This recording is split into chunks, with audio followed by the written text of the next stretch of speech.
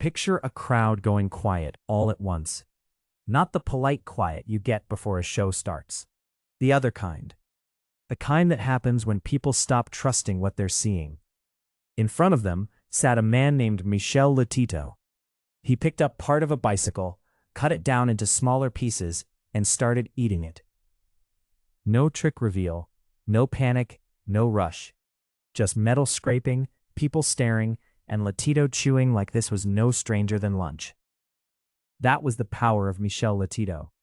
The first time you hear about him, it sounds like a lie someone forgot to stop telling. Then you look closer, and it only gets stranger. Lotito became famous under the name Monsieur Mangetout, which basically means Mr. Eat-All. He was a French performer born in Grenoble in 1950, and over the course of his life, he ate things that should never have gone anywhere near a human mouth. Glass, metal, rubber, chains, razor blades, bicycles, shopping carts, televisions, chandeliers, skis, and then there was the one people still can't get over. An airplane. Not the kind of boast people throw around for attention. Not, he could eat an airplane. Not a nickname, a real one. A decommissioned Cessna 150. And he ate it piece by piece over roughly 2 years. That's the documented claim that turned Michel Lotito from an odd performer into something closer to a living legend. But the airplane only makes sense if you back up first, because Lotito did not start there. Nobody starts with an airplane. Somewhere in his childhood, he realized his body did not react the way other people's bodies did. The stories vary on the details, but the basic picture stays the same. A piece of glass breaks. A child tries to chew it. Everyone expects the obvious result: blood, injury, a trip to the hospital. But Michel Lotito kept going. That moment, whatever the exact circumstances were, seems to have changed the direction of his life. For most people, that kind of scare would end the experiment forever. For Lotito, it opened a question. If he could swallow something that should have injured him, what else could he survive? That curiosity followed him into adolescence and then into adulthood. By the time he was a young man, he wasn't just testing his limits in private. He was building an act. And this is where the story gets more unsettling, because Michel Lotito was not some wild man lunging at objects in a frenzy. He was methodical. He prepared what he ate. He cut objects into tiny pieces. He reduced hard materials into fragments small enough to swallow. He reportedly used mineral oil and large amounts of water to help sharp bits move through his body.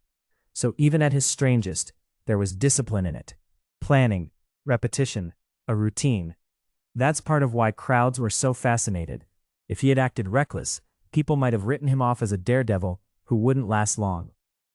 But Lotito had a performer's calm. He sat in front of audiences and ate impossible things with the steady control of someone doing careful work. At some point in the 1970s, he fully stepped into that identity and became Monsieur Mangetout. The name was theatrical, almost funny, but the act behind it was very real. In clubs and on television, people watched him chew through material that should have torn him apart. And the more they watched, the more one question followed him everywhere. How was he still alive? Reports about Lotito usually point to an unusual body. He was said to have an especially thick stomach lining and intestinal walls, along with digestive juices strong enough to handle materials that would seriously injure most people. That explanation didn't make what he did normal. It just moved the mystery. Instead of impossible, he became biologically rare to the point of sounding impossible. There was another explanation people attached to him too: pica, a condition linked to cravings for non-food substances. But even that never fully explains Michel Lotito. A craving is one thing. Turning it into a world-famous performance is something else.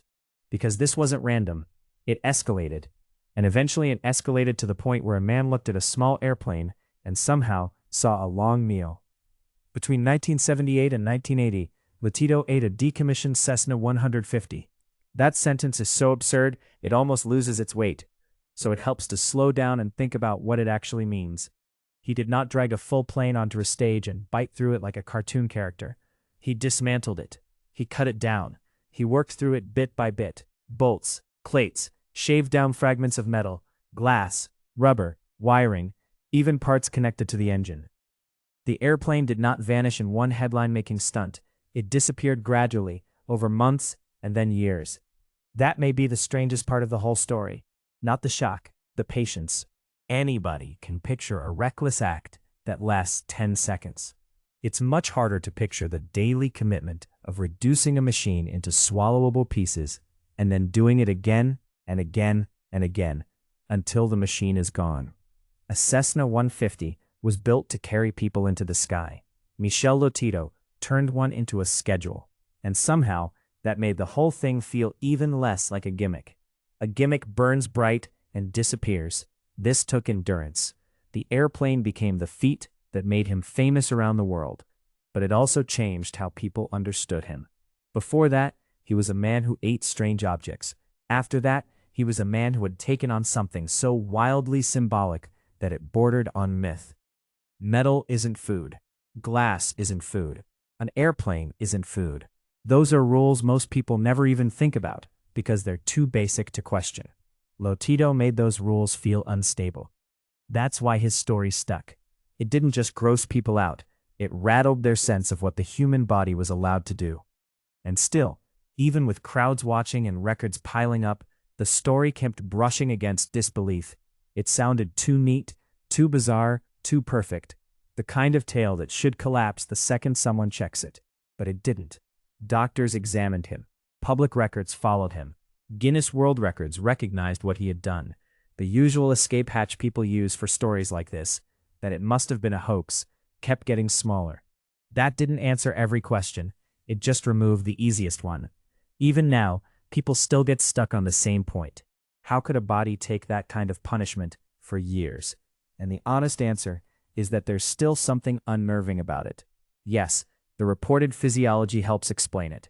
Yes, the preparation mattered. Yes, tiny portions over long stretches are very different from swallowing huge chunks all at once. But even after you say all that, there's still Michel Lotito sitting there, calmly chewing through objects the rest of us wouldn't touch with bare hands. That leftover strangeness is really the heart of the story. He didn't perform like a magician, hiding the method.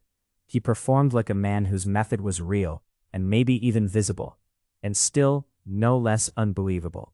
That's a rare kind of public fascination. Usually, once people know how something works, the mystery drains out of it. With Lotito, the opposite happened. The more detail you learn, the stranger he gets.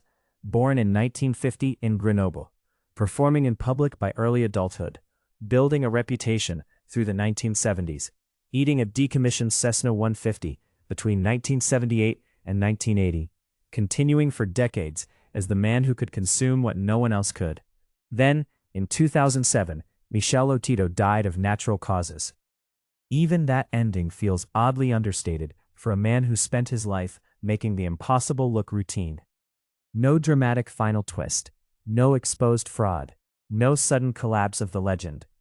Just a life that remained bizarre all the way through, and a death that left the central fact standing. He really was that man. The man who sat in front of crowds and ate bicycles. The man who swallowed televisions and razor blades.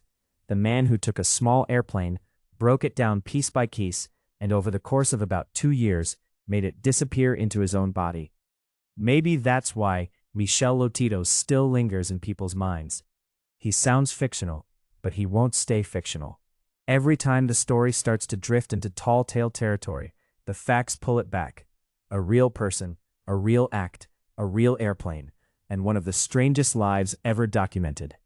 As always, visit us at readtherealstory.com for more unbelievable true stories.